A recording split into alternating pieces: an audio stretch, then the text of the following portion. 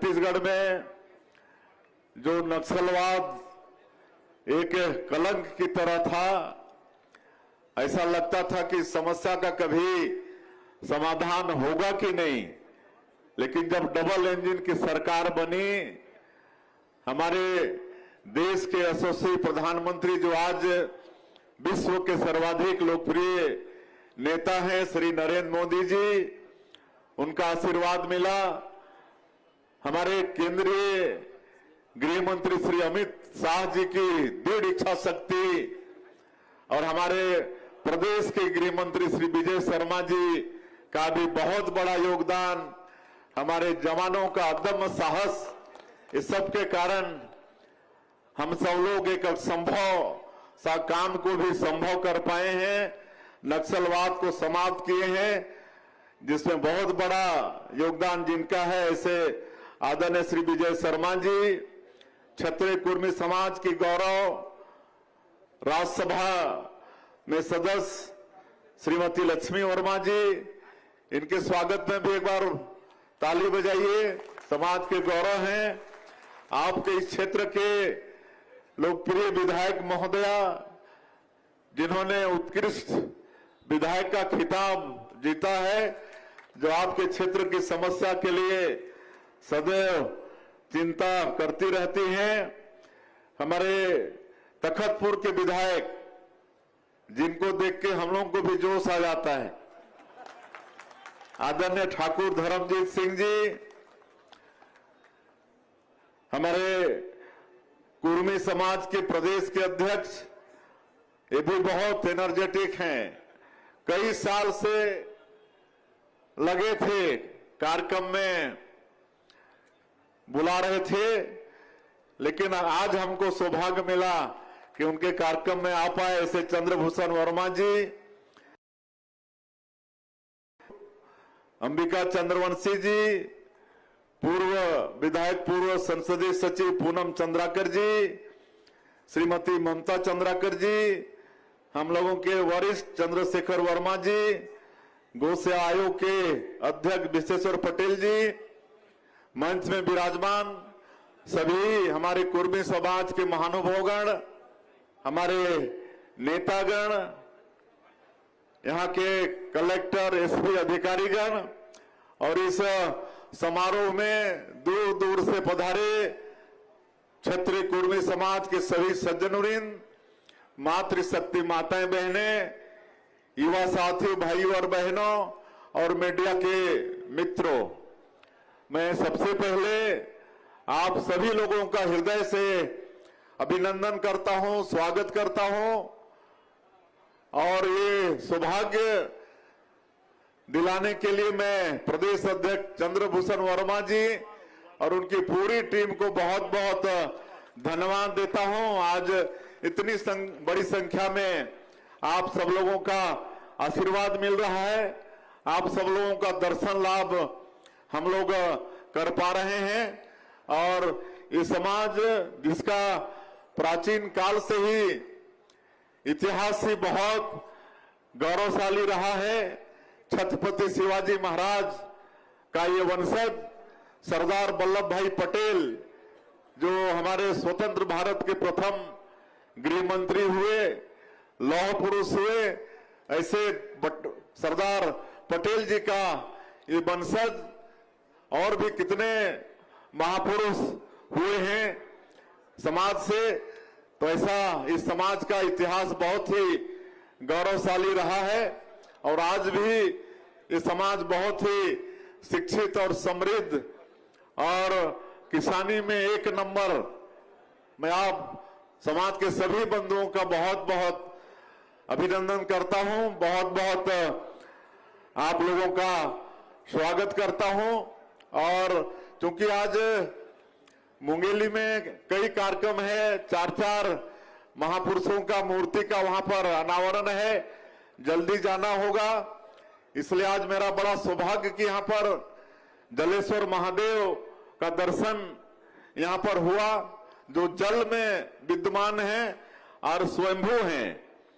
इस तरह से बहुत कम जगहों में जल से स्वयं प्रकट होते हैं देवादिदेव महादेव आज उनका दर्शन हुआ है, उनका पूजन अर्चन किए हैं और छत्तीसगढ़ की खुशहाली के लिए उनसे कामना किए हैं कि छत्तीसगढ़ में खुशहाली हो, सबके घर में सुख और समृद्धि हो। एक कल सोमनाथ मंदिर, उसमें हमारे देश के यशस्वी प्रधानमंत्री श्री नरेंद्र मोदी जी वहां पर जाने वाले हैं और पूरे देश में विभिन्न जगहों में जहां भी शिवलिंग है वहां से लाइव टेलीकास्ट होगा। तो ऐसा एक कार्यक्रम हुआ है और आप सब लोग देखते हैं कि जब से श्रद्धेय नरेंद्र मोदी जी देश के प्रधानमंत्री हुए हैं तब से हमारे देश में सनातन को बहुत मजबूती मिली है। इसके पहले हम सब लोग अपने को हिंदू कहने में भी थोड़ा भय लगता था, लेकिन जब से प्रधानमंत्री बने हैं आज सनातन बहुत मजबूत हुआ है। आज अयोध्या में 500 साल के संघर्षों के बाद प्रभु श्री राम एक टेंट से भव्य मंदिर में विराजमान हुए हैं और हम छत्तीसगढ़ वासियों के लिए तो बड़ा सौभाग्य का विषय है, क्योंकि प्रभु श्री राम से हम छत्तीसगढ़ वासियों का नाता बहुत ही गहरा है। माता कौशल्या का जन्मभूमि ये छत्तीसगढ़ है, प्रभु श्री राम का ननिहाल है और जब वो भव्य मंदिर में विराजित हुए तो अनेकों तरह से हम लोग छत्तीसगढ़ वाले खुशियां मनाएं और हम लोग सरकार में भी निर्णय लिए, क्योंकि प्रभु श्री राम से गहरा लगाव है और सबकी इच्छा होगी कि सब वहां अयोध्या जाएं, प्रभु श्री राम का दर्शन करें, उनका आशीर्वाद लें। इसलिए रामलला दर्शन योजना सरकार में हम लोग शुरू किए हैं। अभी तक 42,000 से ज्यादा राम भक्त इस योजना का लाभ लेके अयोध्या जाकर प्रभु श्री राम का दर्शन करके उनका आशीर्वाद लेकर आ चुके हैं और लगातार ये योजना चालू है।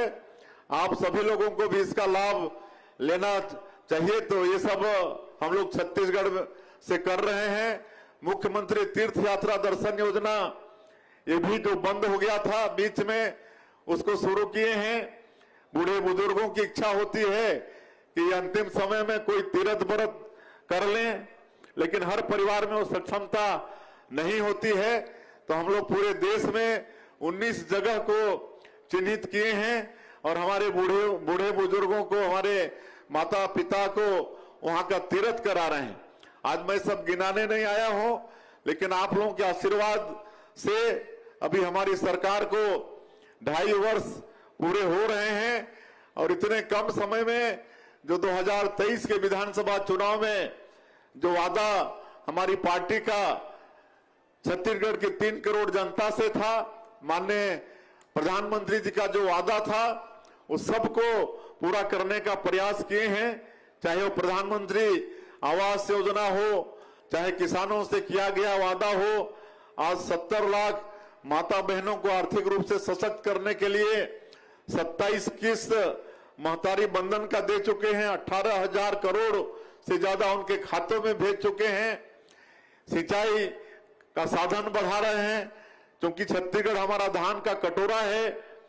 अभी ये 2 साल में ही 10,500 करोड़ से ज्यादा नया सिंचाई परियोजना स्वीकृत किए हैं। हर क्षेत्र में तेजी से विकास हो रहा है। रेलवे का बजट 21 गुना बढ़ा है। आज 47,000 करोड़ का परियोजना हमारे पूरे प्रदेश में चल रहा है। 32 स्टेशन को हम लोग विश्व स्तर का बना रहे हैं। सड़क मार्ग में भी आदरणीय गडकरी जी का बहुत आशीर्वाद है। तो ये सब आज डबल इंजन की सरकार होने के कारण केंद्र का भरपूर आशीर्वाद हमारे प्रदेश को मिल रहा है। तो आज वो सब हम गिनाने नहीं आए हैं, आज हम आप सबका दर्शन करने आए हैं, आप सब लोगों का आशीर्वाद लेने आए हैं। आप सब लोगों का मार्गदर्शन आशीर्वाद हम लोगों को मिलता रहे। हम लोगों को छत्तीसगढ़ को एक विकसित छत्तीसगढ़ के रूप में खड़ा करना है और बहुत संपन्न हमारे प्रदेश को प्रभु ने बनाया है।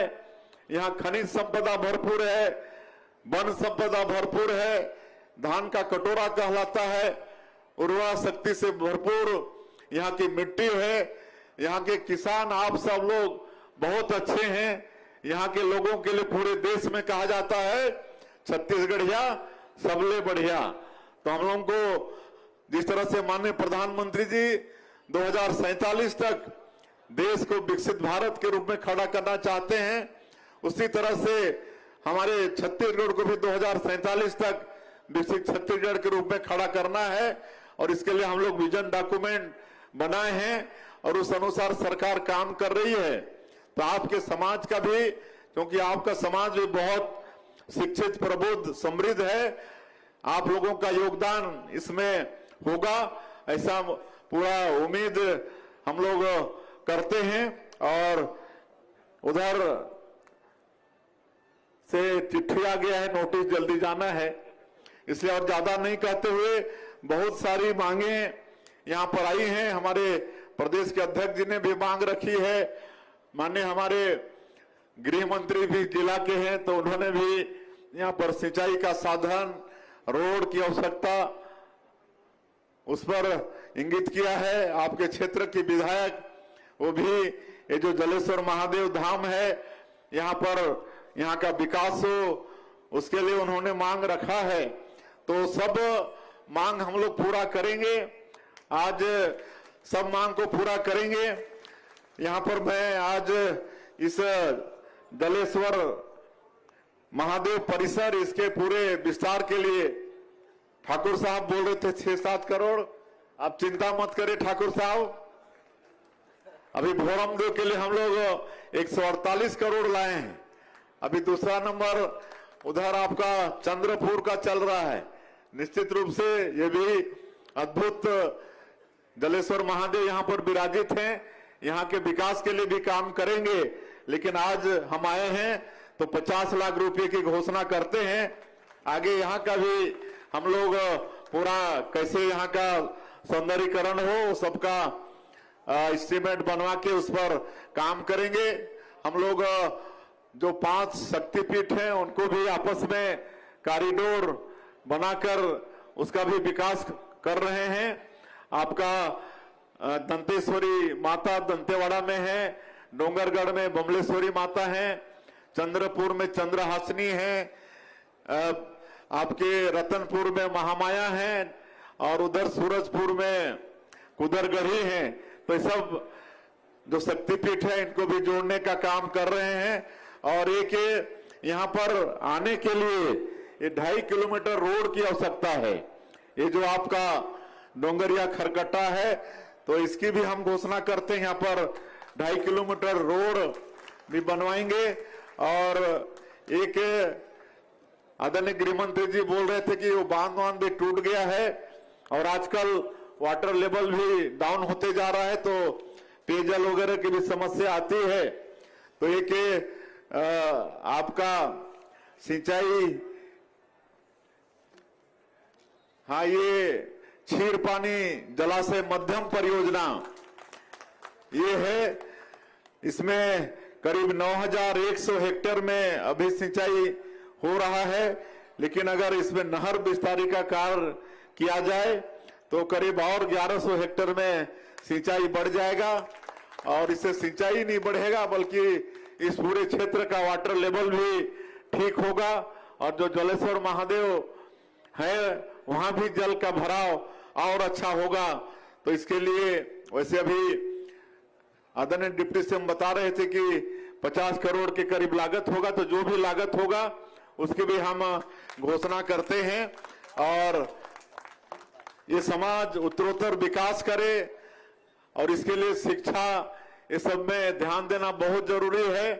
और सरकार की जो भी योजना है, चाहे वो भारत सरकार की योजना हो, चाहे छत्तीसगढ़ प्रदेश सरकार की योजना हो, वो सब योजनाओं का लाभ समाज के पात्र व्यक्तियों को मिले। और शिक्षा के क्षेत्र में भी सरकार के तरफ से सारी सुविधाएं हैं, वो सबका भी लाभ समाज के हमारा बेटा बेटी लोग लें, इसी से समाज का विकास भी होगा।